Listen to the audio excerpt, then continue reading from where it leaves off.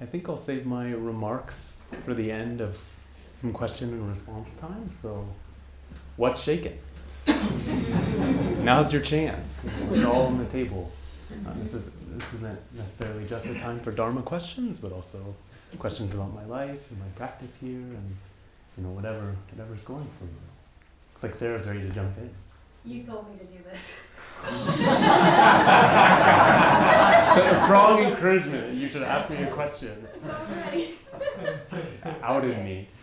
So, yes, I did. Yeah, So fair. Genjo, over the years that I've known you here, I've heard you reference the story of Ananda commenting to the Buddha that half of the spiritual life is good friendship, good companionship, and good comradeship.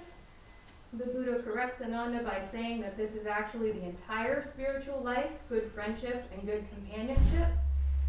So it's necessary to have good spiritual friendships to progress on the Eightfold Path. You have cultivated a lot of these friendships in your time here. So what advice can you give about that cultivation? I think one thing is that I'm inclined to it. I am I was quite the class clown as a young person. My energy tended to spill outward into other humans. And I think I could only really find much of a center at all if I was located somewhere within a group. And to find that center, I usually had to become loud and silly and be problematic. So I think that trend has largely continued. I think in spiritual practice, we tend to abstract ourselves so easily and think that we just internalize what it means to be awakened, to be spiritual, to be cool, calm, and collected. And we so readily disregard the fact that my body and my mind and my heart aren't just inside my head. That actually parts of my body, parts of my being and heart, soul, they live outside of me. That when our culture is sick, we are sick. When our communities are sick, we are sick. And likewise, the other way around. And so I think just to return to that idea through as many avenues as you can find, through studying and through the direct application of finding places where you feel whole and naturally letting your heart yearn for that kind of wholeness. So in terms of advice, I don't know if I have much, but to have faith in your own compass there. And maybe especially if that calls you to be away from this community, I'd say follow it. That I'm not going to stand up here and say like, this is the place, or Buddhist communities are the best, that this might not be the place for you in this life. And so to hone in on that compass and to trust it and to follow it. And then to also let your compass be a little beat up sometimes, and stick with it when it feels a little rugged. But really in the end, to trust yourself and trust the people you're around. Genjo, if there's one top teachings you have learned here at Buddha Temple and you will be bringing with you on your adventure, what is that? Foolishness is necessary.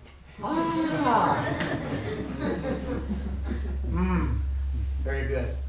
Thank you. Genjo, how do you work with despair?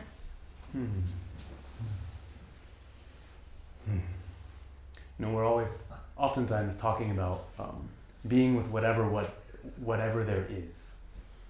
And despair is definitely a part of that game. And something I feel like I'm really studying in my own practice these days is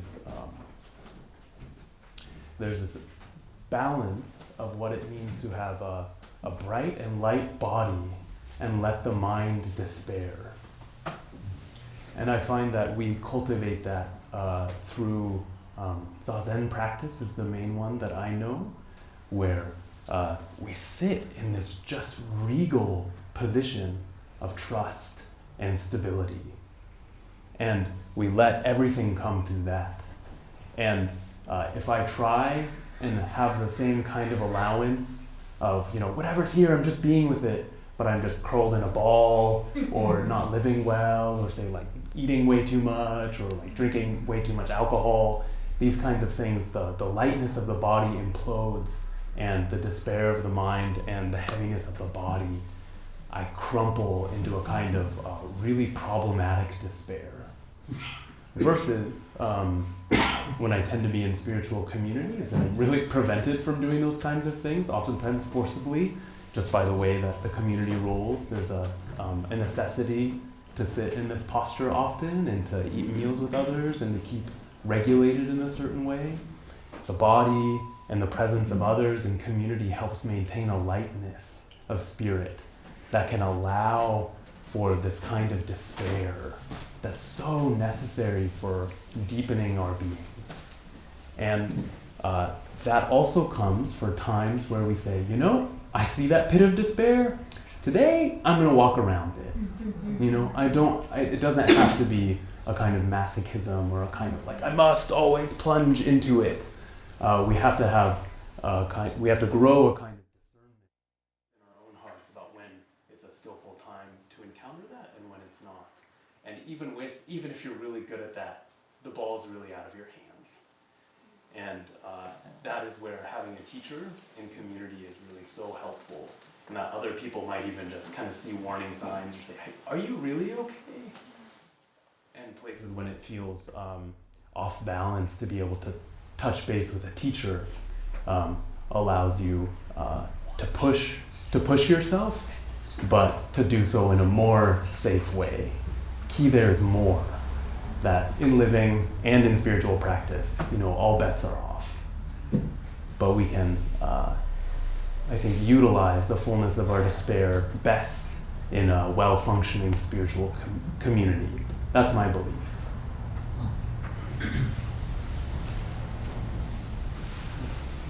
Genjo, what aspect of your long-term commitment to this practice have you found the most challenging?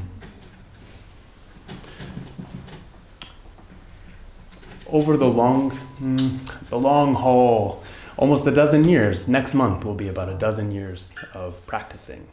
I think the most challenging thing for me personally has been the feeling of alienation from people who are not practicing. From my family, from various romantic partners' families, and neighbors, and wearing samoe more often, and just feeling more and more out of sync with the general flows of our culture.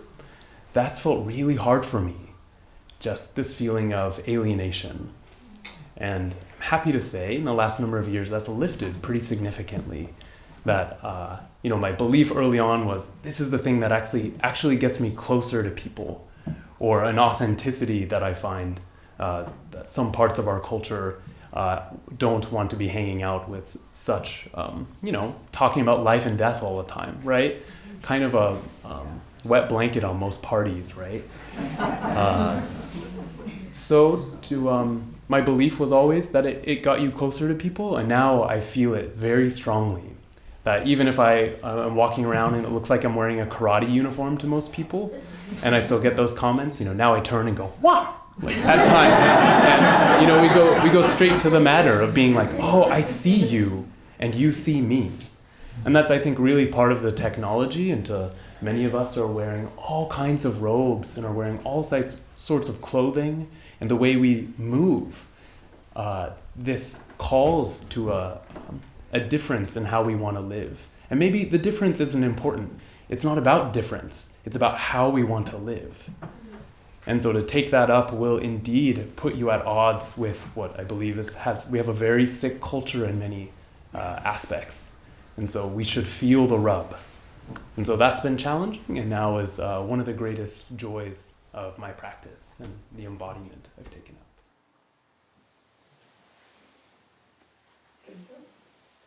A few weeks back in the Dharma talk, and I believe you opened the talk with talking about the Four Noble Truths and the first noble truth about suffering. Do you remember that? Okay, well, I don't know that I have the line exactly accurately, but I just wanted to ask you about that, your first opening remarks that day. And you were talking about the word suffering and maybe some questioning about that particular word. And I don't know if you intended to, I think I heard it as equating suffering or using the word anxiousness. Does that ring a bell? I definitely could have said that. Okay, well, do you Yeah. still stand by that? Yeah. Well, could you say more about that? So would you actually substitute that word in the language of the Four Noble Truths? Oftentimes I do. And I think Uh-huh. also, I want to say it's Bhikkhu Bodhi who uses that term most often as a translation of suffering. Who does? Bhikkhu Bodhi Okay. is one of the most important living teachers of Theravada, the way of the elder school. And he's, I think, oftentimes using that. Or it could be Tarnasara Bhikkhu. I shouldn't have thrown their names out. Some very important teachers. I forgot my hearing aid. So, very important teachers within the Theravada school in speaking about the Four Noble Truths and that term dukkha are translating it to mean anxiousness. And one reason I really like that term, suffering oftentimes feels a little bit imposed by the outside. That we suffer something outside of us. Versus I think many of us know the feeling of anxiousness as being a little bit more internal. That it's slippery and within our very seeing and touching of the world. And I think it's disturbing how much it's behind and within everything that I call myself. And so I do really like that term, anxiousness, in helping us explore all the facets of dukkha. Thank you.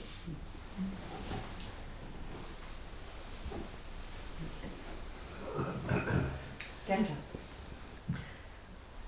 what do you see when you look in the precious mirror? Oftentimes it's death. That, the preciousness of the mirror has something to do with it neither coming nor going. And that it, hard to say when I could ever look in it or not be looking at it, or when any being could not be reflected in it or reflecting through it. And yet, there are times when something feels more cognized there, some appreciation of the preciousness feels more present, and the first thing that tends to appear is a sense of loss. And that sense of despair that I think, a sense of recognition that my usual ways of living, which for me personally seem dominated by control, management, dealing with things, making the situation better, all the ways we try and corral our life to be able to understand it rather than just encounter the full terrible brightness of it all. And that is cut through very quickly when a slight sense of profundity enters my heart. That I recognize, all of that effort, like, there are holes in the bucket and I'm just endlessly trying to pour water into the bucket, trying to fill it up. And yet actually there's no bottom on the bucket at all. There's no hand, there's no cup. Water, waves. That sounds like life, not death.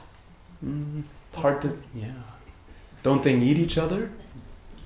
And yet I think sometimes we'll get quite sappy about it all and just want to hang out in the life camp.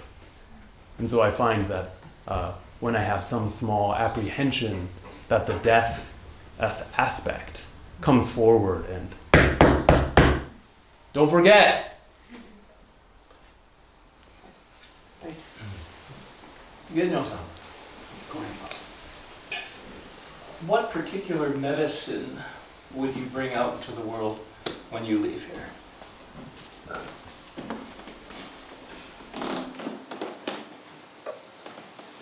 I think it's something about duty.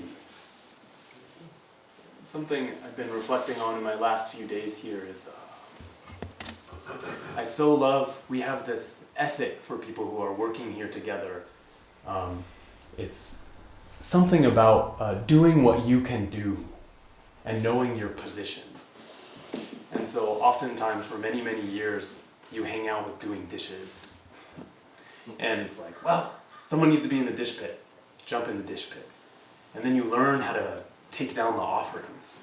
And you're like, oh, everyone's in the dish pit. I can take down the offerings. I know how to do that. And then sometimes it's setting up the hall in all its minute ways. So you're like, oh, I know how to do that. And then there are all these layers of knowing and being helpful and seeing the body move. And so, in a sense, I feel like right now I'm learning and I know how to be a priest. And I'm learning know-how. I don't actually know how. But that's my calling right now. And I see so many other beautiful ways to be in the world. And so I think, I hope to go out in the world and not to say this is the best way of living, but I hope my energies and this practice can be about helping each person know their place in the Sangha, in the world, in the community of beings, and to see that directly and to be able to move. And I think that is a wholeness of the body that our practice can bring, and I hope that I can also bring that. I'm sure you will. Genjo, I want to circle back to Jude's question for a moment about dukkha, anxiousness, suffering. You said something like, I believe I quoted you correctly, that suffering has a heaviness to it that's imposed from the outside. The Suffering- feeling of the word suffering. Yeah, the feeling, but sometimes suffering is imposed from the outside. Yeah. So how do you hold that? I mean, you can't really say that someone who's in Ukraine right now is simply anxious. Definitely. You know, so I just kind of want to bring that out. Maybe you can comment on that a little Yeah, bit. yeah. And that's, I think we have to be so clear that words are pointers, right? Mhm. And that many schools of, I think typically, I don't know, maybe Western and American Zen are often saying language is not helpful. Like to play in the world of language is just, lenses that are distorting the real thing all the time. We hear that kind of teaching, which has real importance for directness and embodiment and feeling. And yet, I think we can also lose a medicine of words. That words are, in fact, they lead us in all different directions and can bring out different flavors of things. And so we can be free in our use of language. So saying that from the beginning, and yes, there's suffering that is definitely imposed on the outside. And we also need to recognize that our internal suffering, we can't say it's necessarily internal, right? We know this about family dynamics, cultural and family trauma that goes through generations. That you might say, I have the sensation that it's my anxiousness, but how much does that depend on innumerable causes and conditions, right? That are passed to us in all sorts of minute genetic and cultural ways. Say that again? It doesn't start with you. Exactly, right? Beginningless greed, hate, and delusion. Mine, not mine, both at once. And so, this external suffering and the suffering of people in Ukraine and untold countless worlds of suffering, that has a heavy, obvious external situation. And we can't let Buddhist practice cut that out. Correct. And we can also remember that no matter the external suffering, no matter how horrible it is, the way our hearts can meet that matters. It might not be able to shift it and stop a war immediately if we literalize or externalize that idea, but that it totally matters. And we hear this in all sorts of war-torn countries and places, that there are deep heroes in small and big ways, and beauty and lives well lived within treachery. And I think that's something we can forget so easily and just be caught on focusing the external, which is important, but to just limit it to that forgets the agency of the people who are living beautifully within deep suffering and difficulty from the outside. Thank you. Genjo. So I've gotten some advice recently about, in a couple of different ways, about making sure that a turning is a turning towards versus a turning away from. And part of me sees both sides at once, that when you turn towards something, of course you're turning away from something else. So in this process of turning towards another part of your life, how do you hold the things that you're turning away from in a delicate and like really, I don't know, how are you holding that? Yeah. Turn towards even the turning away. So that gets weird, doesn't it? Yeah. Yeah. So our basic challenge we have as human beings is we will experience the turning away and the turning towards. And how do we appreciate the less savory characters of our being? And also recognize that they're there and not just gut reaction, like, I guess I need to include you now, but say, oh, of course you're broken. Like, you talk to the being, of course you want to get away from that. Yeah, I see you. It's not unlike how we treat children, you know, right? That's not a great word I want to use there, that we interact with children when we say, like, yeah, of course you don't like that. It's very easy for us to, I think, bring that compassion forward for young people, but we lose that for ourselves and for, I tend, older people who we deem should be responsible, should know, I should know, but we're full of these learning, fragile beings that are trying to get away from things constantly. And I find that if I talk to them directly and don't try and dissuade them of their aversion, but look at them directly and acknowledge it.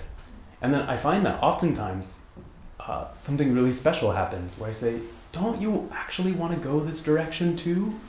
And that voice says, yeah, I do. But it needed to be seen first. What is it? The line I'm repeating often, people don't care about what you know unless they know that you care. People don't care about what you know unless they know that you care. And so the same thing happens internally. That if we just say, this is the right way, let's go, get off your bad habit, it's gonna give you the finger. Or do it half-heartedly for a bit, right? Because you're cajoling it and you're judging it and you're beating it up. But to really say, I see you, that sucks, that's hard. And then say, hey, do you want to come? Are you ready?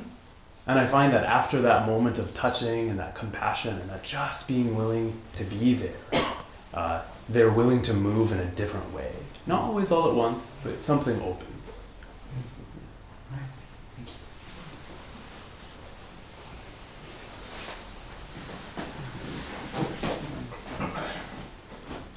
You? Sai and then Tenkon? Sai first. Tenkon first, then Sai. What are you going to miss most about leaving here?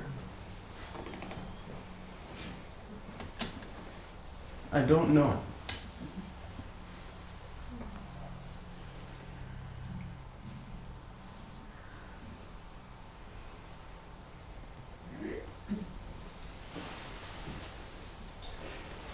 Last question. I'd like to ask how your practice deals with sadness, and how sadness in our life helped by practice.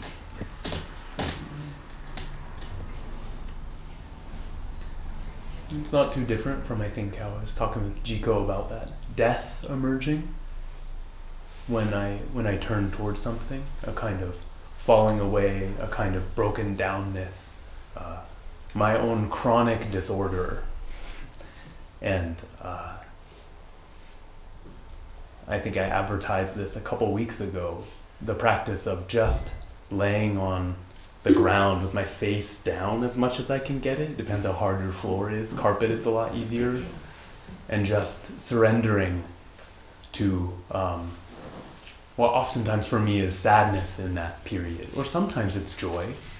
And then a lot of times that joy will show its brittleness if I do that practice. It'll kind of falter and say, aren't you going to use me to be happy?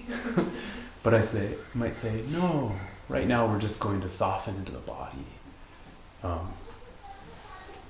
So in meeting that sadness, trying not to make too much of it, but as we were talking in practice discussion, how our practice can be like becoming a vast cavern for whatever vectors of energy, whatever direction, whatever intensity are coming through us, becoming wide and spacious, to hold all of them and to know them as having their place in us. And we won't be able to understand that. We won't be able to utilize that. But it'll bring out a transformation that we can't calculate, that we cannot know beforehand. And only through the becoming intimate with all the parts of us, the sadness and the joy, can, I think, a true kind of usefulness appear in our own life.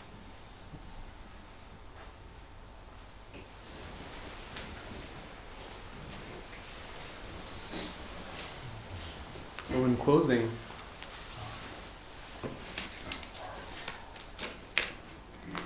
just want to tell you how grateful I am. You know, I came here when I was 19 and really lost. And so many of you have been my teachers for these past dozen years, and others of you have just really started to get to know in the past few months. I wouldn't be who I am without your kindness and your patience.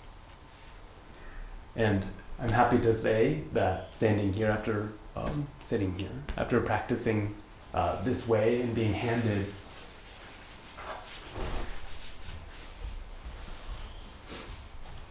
just gift after gift, and putting up with a lot of shit, but gift after gift. And then I'm happy to say life feels more precious, more relentless, more vibrant than my quiet dreams could have ever imagined. And so I owe a thank you, and I also, that doesn't quite cut it, and I want to say I see you. That although we are all so different, there is a precise place of encounter in which we are all exactly the same. There's no difference in that precise place which is always here for us to encounter and explore. And so, staring into that kind of magic, I think all I can say is, aren't we lucky? Aren't we lucky? And just a quick plug, because mostly my practice is remembering this again and again, that the way is real. And not to say that it's primary or primordial to delusion, that we have to sift through like we were perfect at birth, and all this crap got put on top of us. But delusion is also real, and there's a way to live with greater ease, with greater joy, further preciousness. And so, as I go to Olympia, and as many of you stay here, I hope we keep that in our hearts, and we will continue to see each other in that way. That won't go anywhere.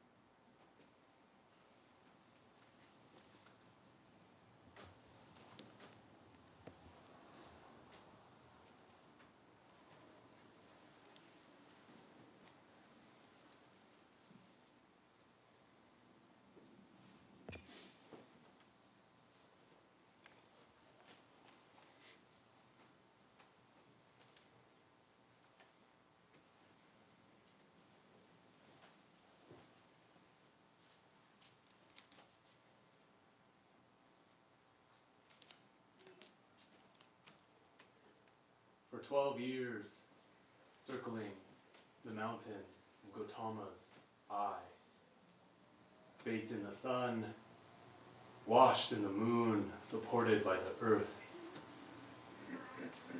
In this time, you have taken care of me. The community has nourished me. Now, a sincere request from the north has come. Edo Karni, abbess of Heart, Mind, Moon Temple, has asked that I serve as Tanto for the community. I intend to answer this request. Teacher, will you permit me to leave, to finish my training, to exit this mountain gate, completed in my training, with your blessing and well wishes?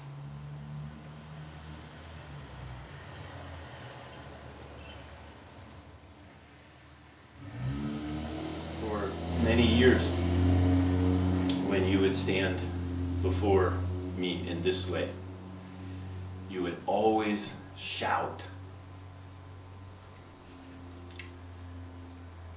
And for whatever reason, I was able to receive it, to hold it in some way. But what holds us is mostly far beyond our own comprehension.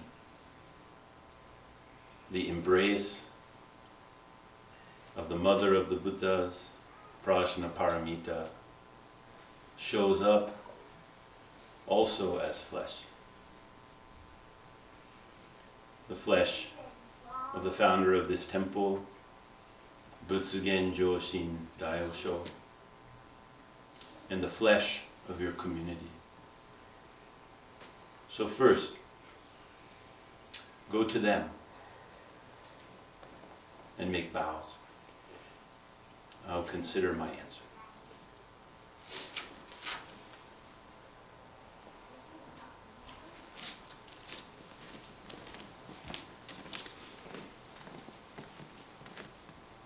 When I pass you, you may also return my bow while standing.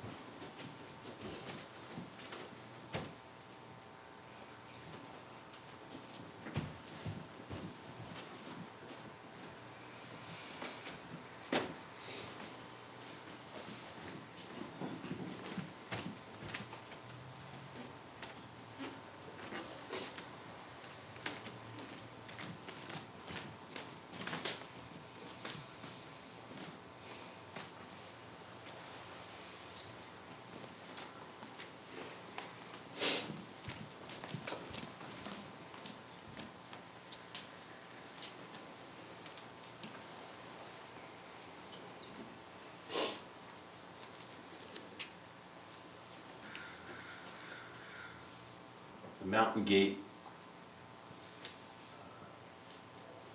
enters from both directions. Once you've truly stepped inside the gate, you have to step through again and again, but there is no leaving. As you find your way to Ryokan's mountain,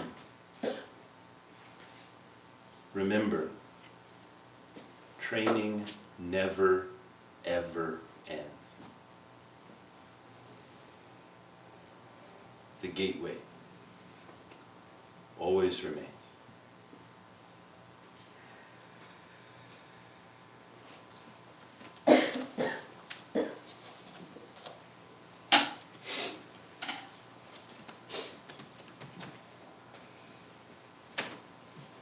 This is an offering from me.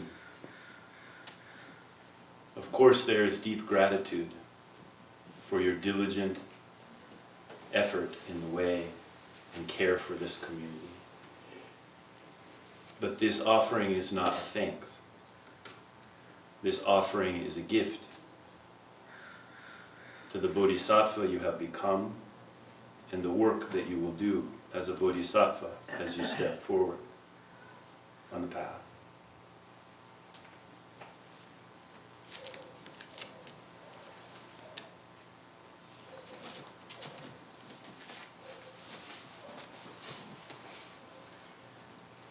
This is an offering from the community. Again, of course, there is deep gratitude for the way that you have met countless beings that have walked through these gates. Your disease of friendliness has had a true place here. Again, there is gratitude, but this is an offering to the priest you have become. It's an offering to what you will carry out with this life.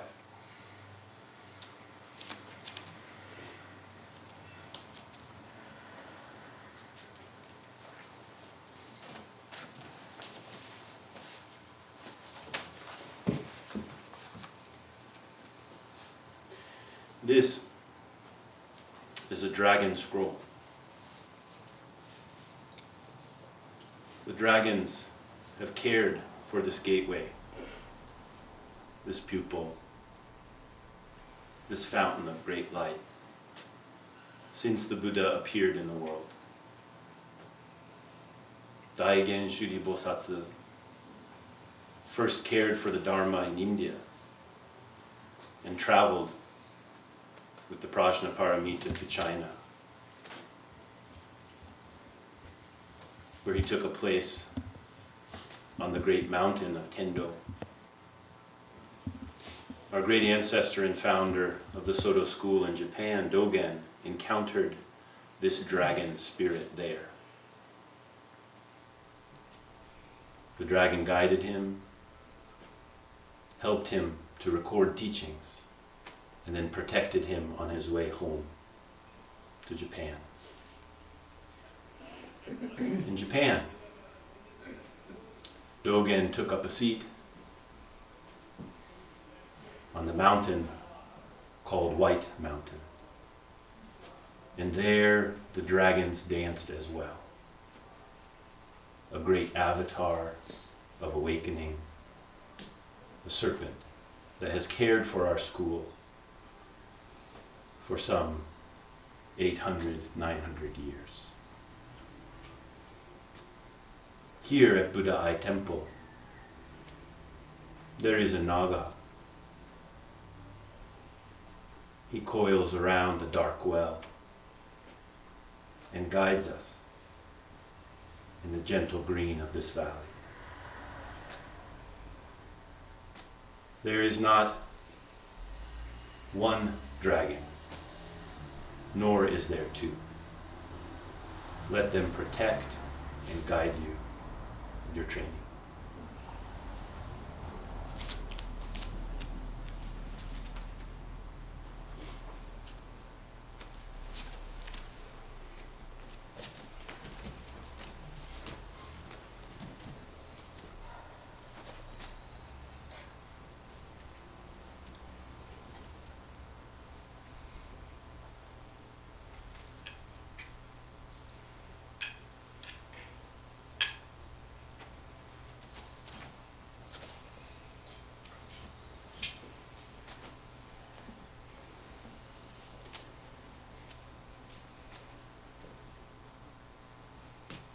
This is my teaching.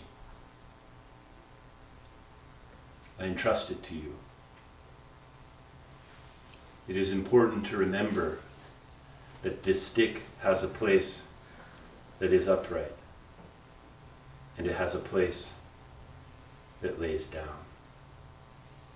To know its uprightness, you must come to know who you truly are. To know it side to side, you have to let go of all self-clinging. Without reservation, and with the deep trust of the ancestors, I present this to you. It used to hang on the apple tree.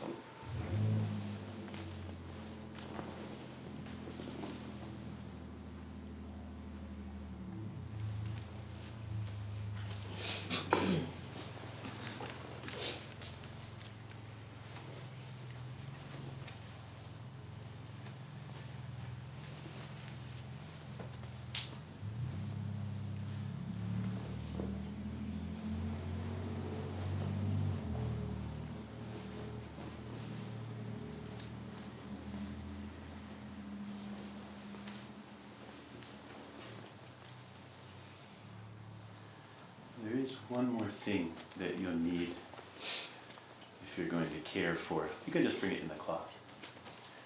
Care for a temple. And this comes from the mighty black and yellow mountain of industrial despair.